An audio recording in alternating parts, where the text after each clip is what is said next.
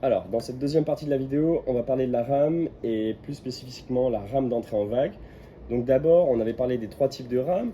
Déplacement, qui est une rame vraiment tranquille où on va ramer tout doucement, on va juste être un peu gainé, ça va servir un peu d'échauffement pour aller de la plage au large. Ensuite, on va avoir la rame de positionnement qui va demander une certaine vitesse,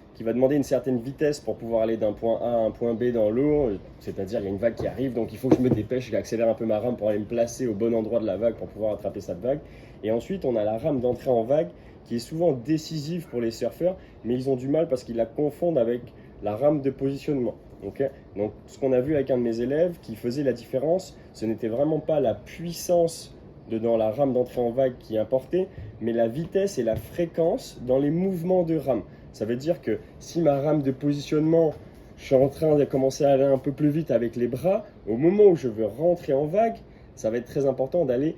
très très vite dans le mouvement. Vraiment accélérer le mouvement à un point où c'est presque grotesque dans sa sensation de ramer à quel point c'est vite dans les mouvements. Mais c'est ça qui va faire le fait qu'on accélère de ouf et que la planche se met à glisser au-dessus de l'eau et que ça attrape les vagues d'une certaine façon où on est là, où on peut se lever très tôt dans la vague grâce à cette explosion de vitesse. Il attendait vraiment le timing important pour avoir cette explosivité qui était très importante.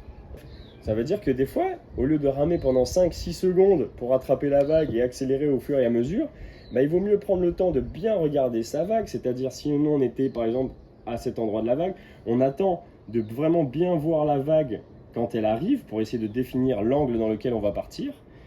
Et au moment décisif, c'est-à-dire 3-4 secondes avant que la vague elle arrive dessus nous, on se met à ramer en regardant derrière soi et en accélérant vraiment bien, très fortement, jusqu'à cette sensation de la vague qui nous soulève avec le dernier coup de rame qui fait qu'on se lève dans la vague.